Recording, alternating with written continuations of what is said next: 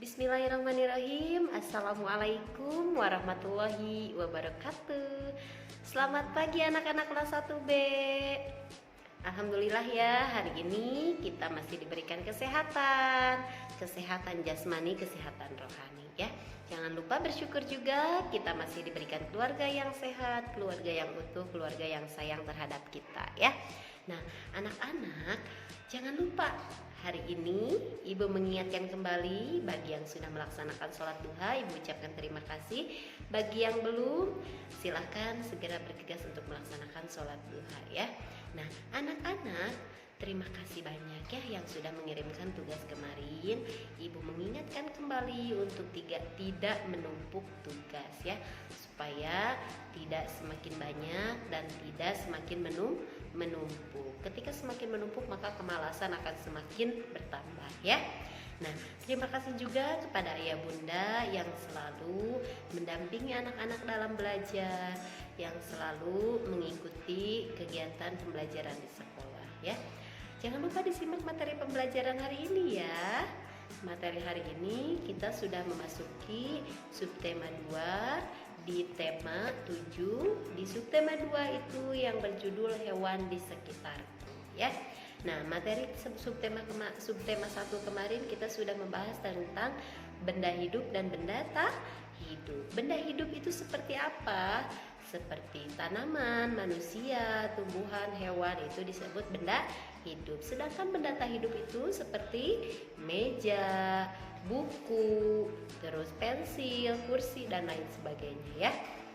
Nah, anak-anak silahkan disimak materi pembelajaran hari ini. Untuk di subtema 2 kita baca sama-sama ya. Anak-anak silahkan dibuka halaman 48. Di sini kita akan membaca sebuah cerita ya.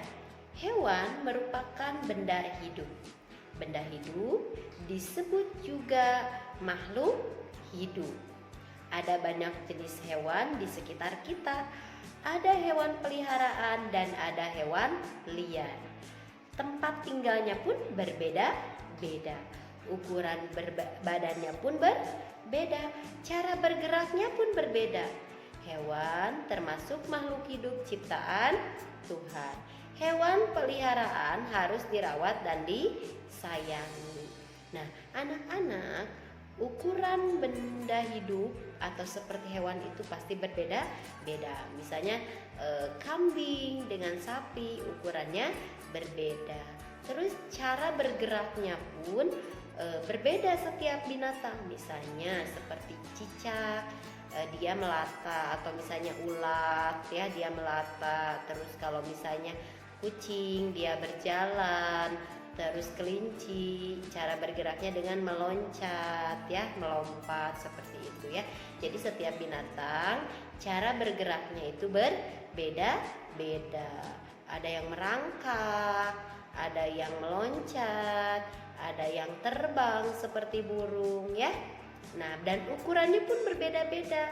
Makhluk hidup itu atau benda hidup itu memerlukan makanan supaya dia bisa bertumbuh, bisa bertahan hidup ya. Nah, selanjutnya hewan peliharaan Beni. Kita simak bacaan yang ada di halaman 49 ya. Hewan peliharaan Beni. Kucing merupakan hewan yang ada di sekitar kita. Ada kucing yang berkeliaran di luar rumah, ada kucing yang dipelihara di dalam rumah.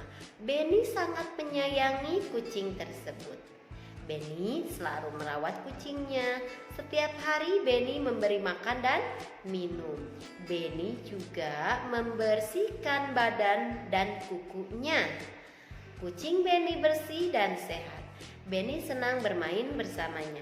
Hewan peliharaan harus dirawat dengan baik. Nah, anak-anak di rumah, siapa yang di rumah punya binatang peliharaan? Nah, binatang peliharaan ini jika dirawat itu akan menyayangi kita juga ya, sama seperti manusia ya. Nah, binatang peliharaan kalau dirawat di rumah kalian jangan dibiarkan begitu saja. Tapi harus seperti Beni, kita harus mencontoh seperti dia mau memotong kukunya, membersihkan badannya atau memandikannya, kandangnya sering dibersihkan. Nah, jika tidak rajin, tidak teliti, tidak telaten merawat binatang peliharaan, sebaiknya kalian tidak merawat binatang peliharaan di rumah ya. Karena kalau tidak telaten, tidak rajin, itu akan menjadikan sumber penyakit ya. Sumber penyakit seperti bulu-bulu kucing. Kalau yang punya penyakit asma itu mungkin akan menghambat pernafasan kalian dan lain sebagainya. Itu ada virus ya, jika kita tidak rajin membersihkan kucing dan kandangnya ya, tidak merawat dengan baik. Makanya bila ada yang anak-anak di rumah merawat binatang peliharaan, jangan lupa dirawat dengan baik ya.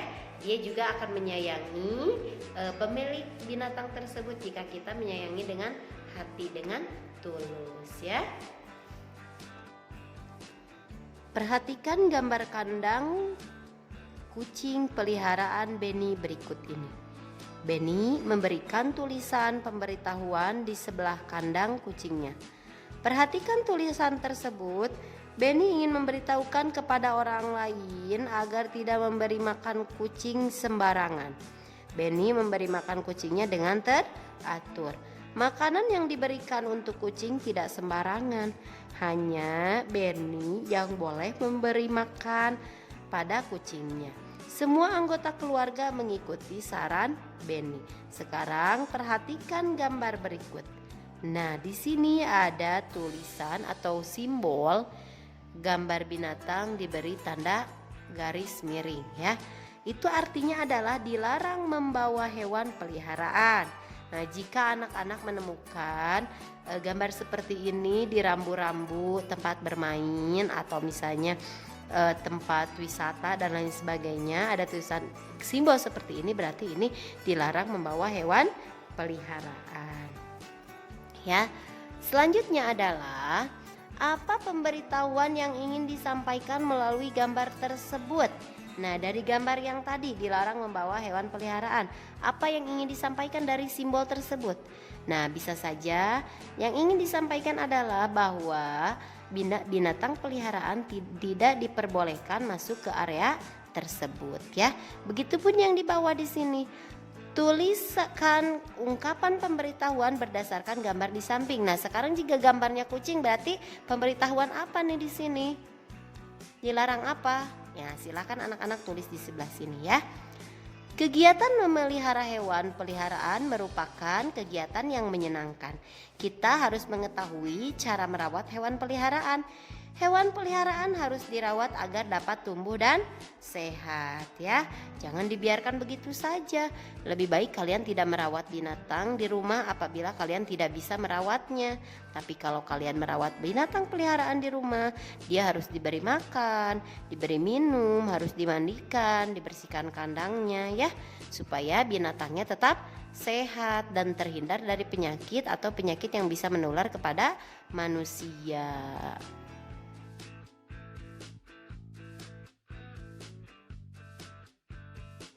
Nah, anak-anak di halaman 52 silakan anak-anak tuliskan 4 aturan merawat hewan peliharaan yang kamu ketahui. Nah, hewan itu ada yang tadi sudah Ibu sebutkan ya, harus dipelihara dengan cara apa tadi? Tuliskan di sini 4. Dengan cara harus dimandikan, dipotong kukunya, dibersihkan kandangnya dan lain sebagainya ya. Silakan anak-anak tulis di sini 4 aturan atau cara merawat binatang peliharaan yang kalian ketahui.